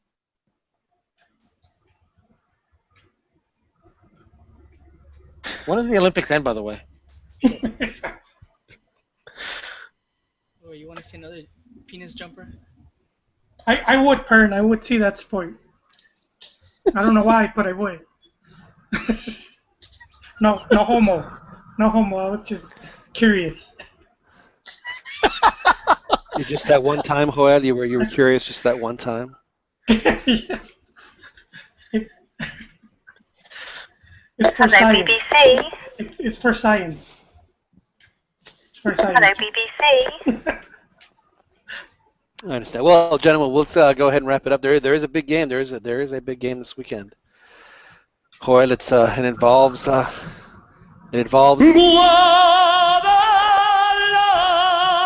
It is Chivas and Atlas. Yes. Clásico Vergara's already Tapatío. claiming they're gonna win a third straight Clásico. How does that make you feel? I'm not really hyped for this. I think it's a big Clásico. It's bigger in Mexico though. Right here for us. How do you think that the Atlas fans not. are going to deal with having to log into No, Chivas TV? No, it's a big game for them because they're celebrating their centenario and they just recently got a win. Oh, so they're guaranteed to lose. So I mean, if I were a bet man, I would put like a couple of mortgage payments on Chivas then, because anytime that Atlas celebrates anything, guaranteed loss. Well, they're celebrating their 100 years, and I think 100 years and one title. You know, but I want to tie something in because Vergara was saying about Chivas winning their third straight Clásico Tapatío. He also criticized El Potro, who said for his loss, but that's not really as important. I think Potro recently said he wants to stay at the helm, so I wanted to see what you guys thought of him remaining as coach. Coach of what? Of the youth teams. I think he should stay there. His stint with the But Fernando, that goes against every fiber of your being. I mean, he played a tournament and he failed, so he needs to go immediately. He should have gone. He shouldn't have even come back. You know what they should have done? They should have sold him into slavery in one of the favelas. He didn't get the objective, but it was not a failure. He did make. How could it not be a failure? They were defending the gold medal. They didn't even make it out of the group stage. I mean, you cannot write. Epic failure. You cannot write of the word failure in bigger letters than that. He even said it himself. Well, not making it to the Olympics would have been a much bigger failure. He said that he would rather do Ronnie's pole vault than fail the way he did. Don't lower the bar, Pern. Yeah, he just came out from winning the whole thing. Let's raise the bar. Well, just look at the last 3 Olympic competitions that Mexico was supposed to be in. 2008, they didn't even make it. Okay, so in 2004, your buddy La Volpe didn't make it out of the group stage either. Yeah, that was not a fracaso. So So They, you I know, don't If you even saw think the they group, didn't even if you score a remember goal. the group it was, uh, if you remember the teams he had to play, it was a big He fracaso. had to play the Japan, right? it was Mali. Korea is Korea. South they lost to South Korea, and I think New Zealand was the other team, and they couldn't make it out of the group. actually, these teams that El Potro played were much easier than what La Huepe had to face. Really, Wait, the Germany. Volpe even claimed he would get a medal or quit. and he didn't. He didn't because It's not for the right. good of the national team, and it was the Hey, right decision. shot down. You're getting shot down, Praying. Yeah, you're not gonna win this fight, Senator. You might as well just go ahead and concede the point. There's no fight, man. It was not a fracaso. It's really that's really there's. How? But you define fracaso every time like a coach doesn't win it's a fracaso. They Yeah. crash out of a turn. Oh, it's a fracaso. So how could this not be a fracaso? How can you move the goalposts, Fernando? How can you move the goalposts? This Mexico team Because had a lot of players that consistently get first team playing it's a time. I think process. Like it's a What process. process? What process? El proceso. The culmination of the youth system is to play at the Olympics. It's the last year. It's the oldest age youth team. No, These are the guys that won the World Cup in, This is- in 2011 at the U17 level, this is and not the last. they couldn't even make it out of the group stage. They couldn't make it out of the group stage. This is not the last youth tournament they're gonna play. There's gonna be other ones. No, there isn't. This is the last. This is the For this oldest level generation, youth yes. tournament. For this generation, yes. But there's Oh, still other processes underway right now. They cannot be. choking hard. Honestly, I think Potro deserves a chance to like another one of these teams pops up, which we know there will. If like Veracruz or somebody loses their coach, then I think Potro would certainly merits at least consideration to just see what he can do at a club. But as far as him running the whole youth thing, I think that needs to they need to bring new, because he's been there for 6 years and look at his. he had look some at his record, success. man. Winning the U17s.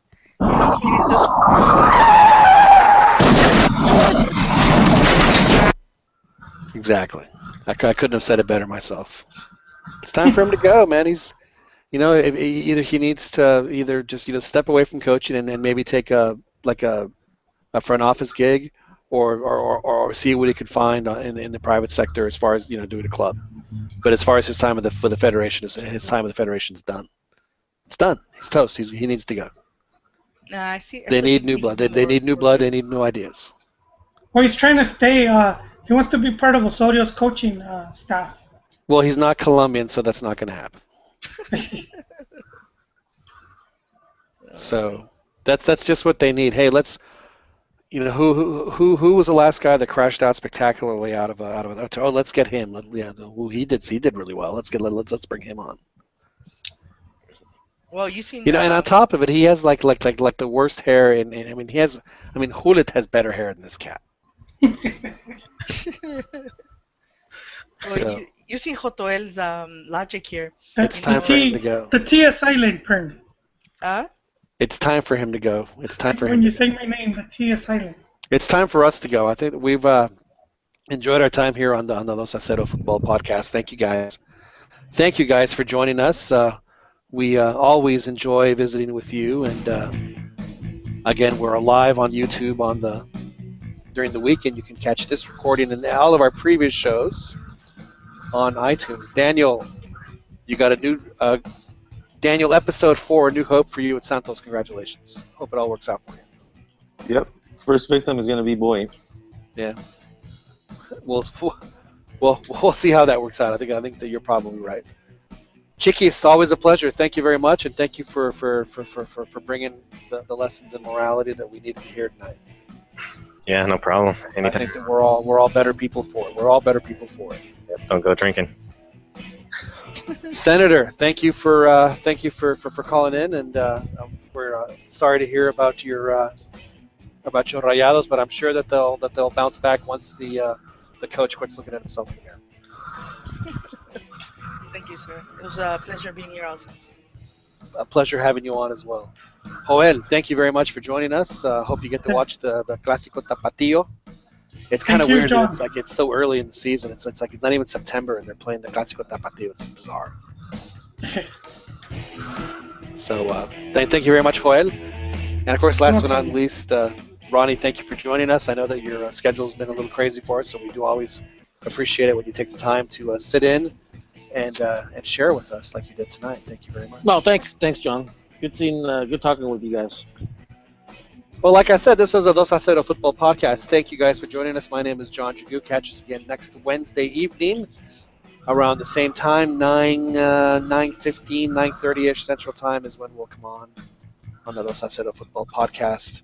Good night and good luck, and we'll see you guys next week.